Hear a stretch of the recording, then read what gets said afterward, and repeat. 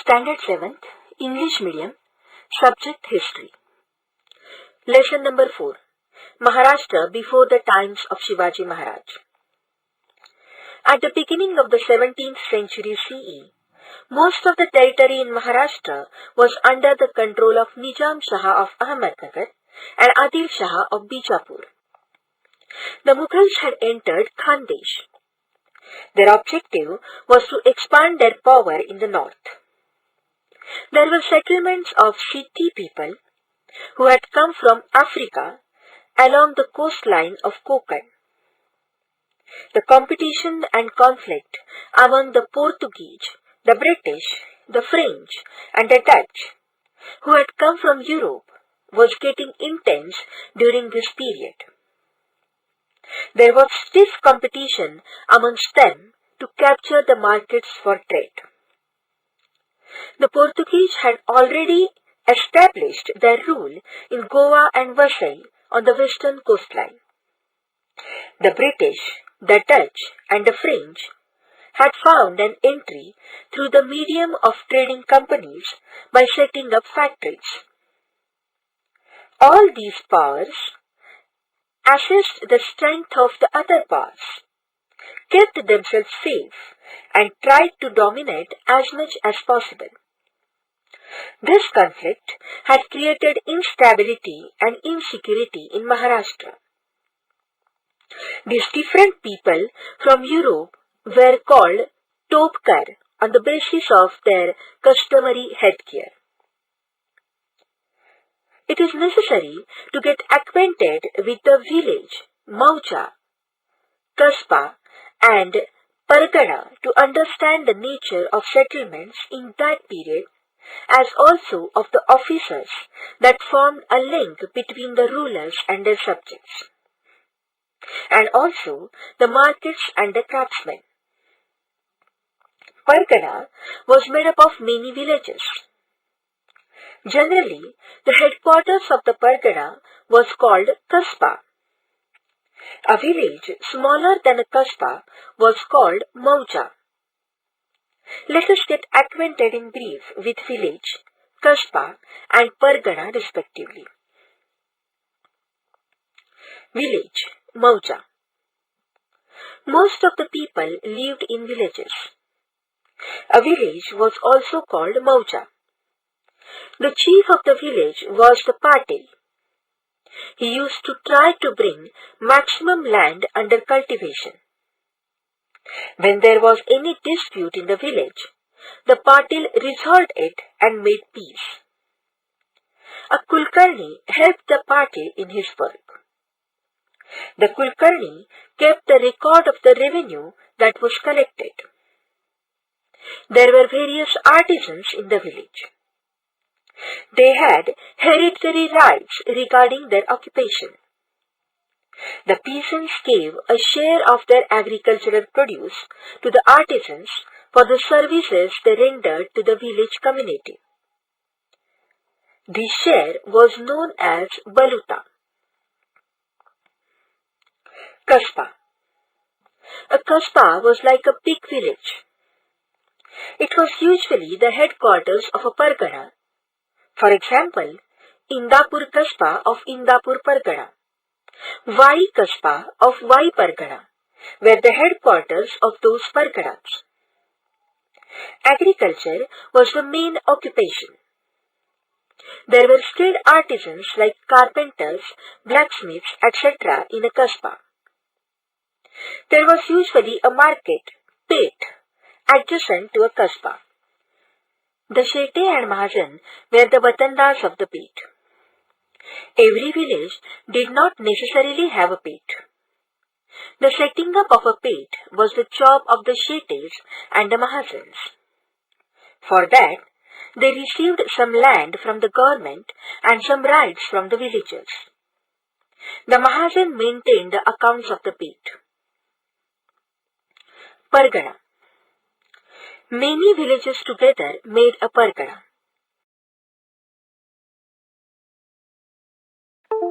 But the number of villages was not the same in all parganas. For example, the Pune Pargana was a big pargana. It consisted of 290 villages. There were 64 villages in the Chakan Pargana. The Shirwar Pargana was small. It had only 40 villages. The Deshmukh and the Deshpande were the Watandar officers of the Pargana. The Deshmukh was the chief of Patils in a Pargana. The Deshmukhs did at the Pargana level what the Patils did at the village level. Deshpande was the chief of all Kulkarnis in the Pargana. Deshpande did at the Pargana level the work that Kulkarnis did at the village level. These Watandar officers were the link between the people and the government. In case of enemy invasion or drought, these Watandars represented the grievances of the people to the government. Sometimes these officers misused their powers.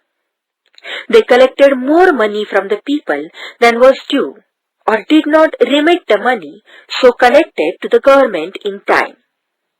On such occasions, the people suffered harassment.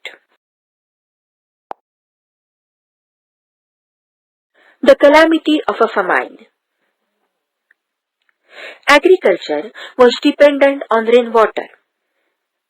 If it did not rain, crops would fail. The prices of food grains rose.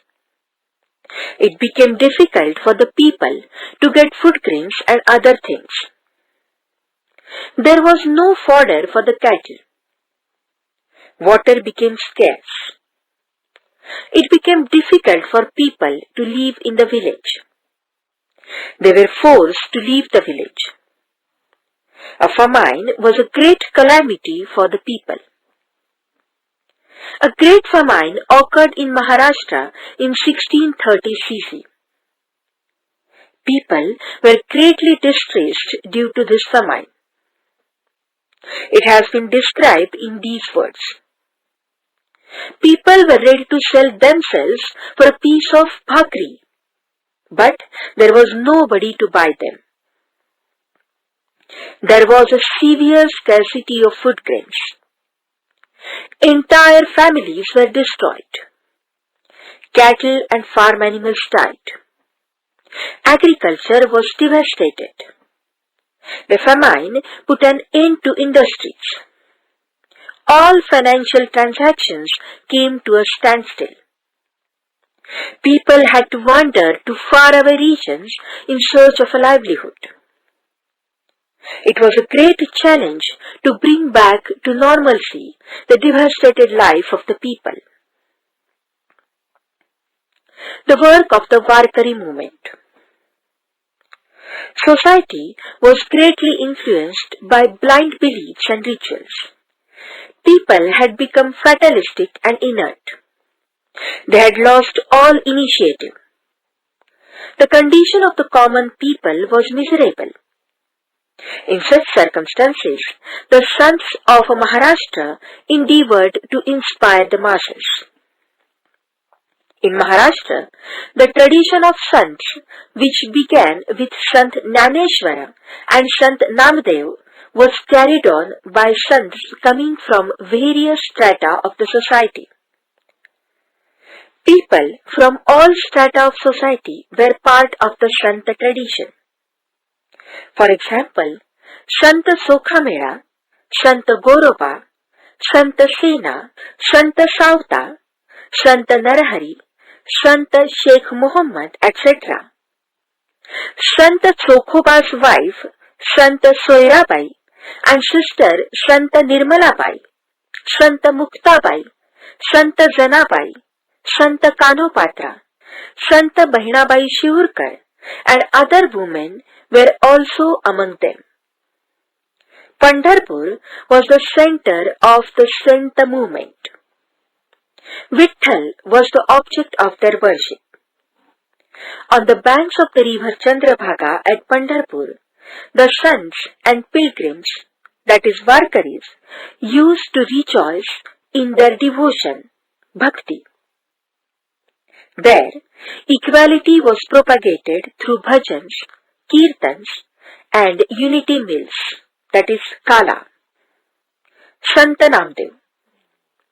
He was a great Sant of Warkari movement.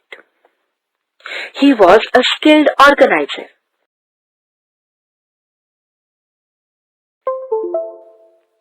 He performed excellent kirtans as well. He awakened the sense of equality in men and women belonging to all castes through the medium of kirtans. His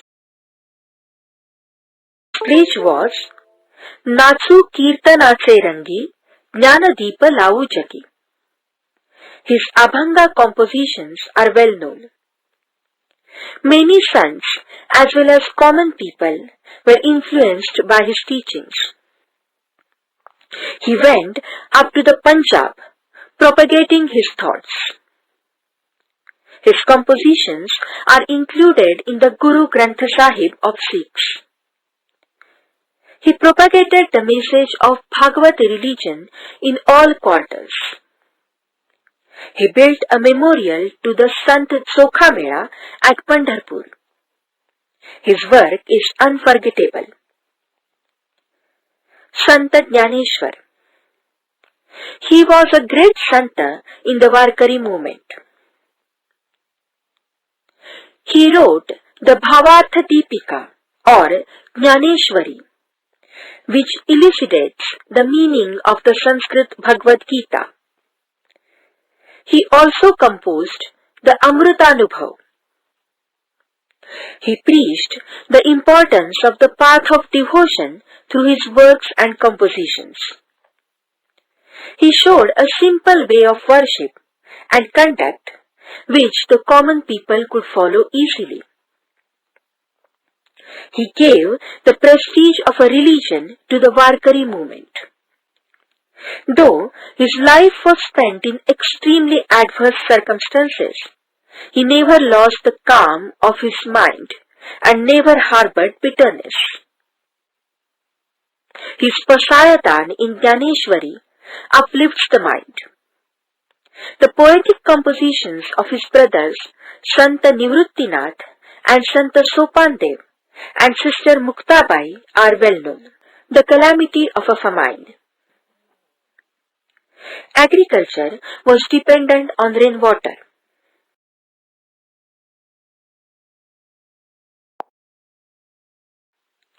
He has stated Bhagavad Dharma in detail and in a simple manner. He has portrayed people's life in Bhavartha Ramayana through the story of Ram. He explained in Marathi the Bhakti part of the Sanskrit work Bhagavad. His Abhangas show the warmth of devotion. He demonstrated through his own conduct that there is no need to renounce worldly matters for attaining the highest truth, Paramarth. He was a teacher of the people in the true sense of the term. He believed that our Marathi language was inferior to no other language. He asked the Sanskrit scholars forcefully, Sanskrit वाणी देवे केली तरी प्राकृत काय चोरापासूनही झाली? He heavily criticized those who hated other religions. Sant Tukaram. He belonged to Dehu near Pune. His compositions or abhangas are very pleasing and lucid, reaching the greatest poetic heights. His Gatha is a precious treasure of the Marathi language. He asks us to find God by showing love to the unhappy and tormented in the following lines. जे का रंजले गांजले त्यासी म्हणे सो आपुले तोची साधू ओळखावा देव तेथेची जाणावा. With this viewpoint, he threw in the river Indrayani the documents of the loans that people had borrowed from him and freed many poor families from the bonds of loan. He criticized the hypocrisy and superstition in the society in very strong terms. He stressed that devotion, bhakti, should be coupled with morality. His teachings can be summed up as जोडोनिया धन उत्तम व्यवहारे, उदास विचारे vetch करी, उदार विचारे vetch करी. Some dogmatic people opposed the social awakening that he had undertaken and sank his abhangas in the Indrayani. Sant Tukaram faced the opposition with noble courage. Work of Sants. Sants gave the message of equality to people. They taught humanity. They preached that people should live together in harmony, unity and love. Their work resulted social awakening. They taught how to live in the face of foreign invasions, drought-like situations, or any other natural calamities. Their teachings proved to be a big support for the people. Their work created self-confidence among the people of Maharashtra. The sons elucidated the complex dharma of the scholars, Shastris and Pandits in the language of the people. They prayed to God using simple everyday terms. They took the view that all are equal before God. They taught society to do away with the pride arising out of the caste and varna and see everyone as God's children. A characteristic of the sons was that they did not forget their duties on the path of devotion. They found God in their work. Sant Savata said, "Kanda mula bhaji avaghi vithai samaji." This statement refers to farm work but applies to work in all walks of life. The sons carried on with their duties even as they were engaged in devotion, teaching and composing verses. They developed the moral sensibilities of the society. Ramdas Swami. He was from Jam in Marathwada. He explained the importance of physical fitness to the people. Maratha tituka melvava, Maharashtra dharma vadhavava. This message of Ramdas Swami is famous.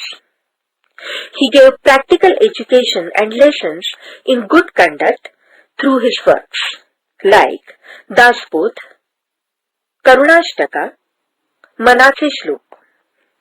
He stated the importance of people's movement and organization and founded the Samartha Sampradaya. Chafar was the center of this Sampradaya. He propagated the worship of Ram and Hanuman. He travelled far and wide to propagate his thoughts. Foreign rule. Such was the political, social, cultural situation, etc. in Maharashtra before the times of Shivaji Maharaj. In that period, Maharashtra was under the control of Adil Shahi and other powers. It was not independent. Even so, some personalities and streams of thought were dreaming of freedom. Among them, Shivaji Maharaj, who considered to be a visionary of Swaraj, was on the forefront.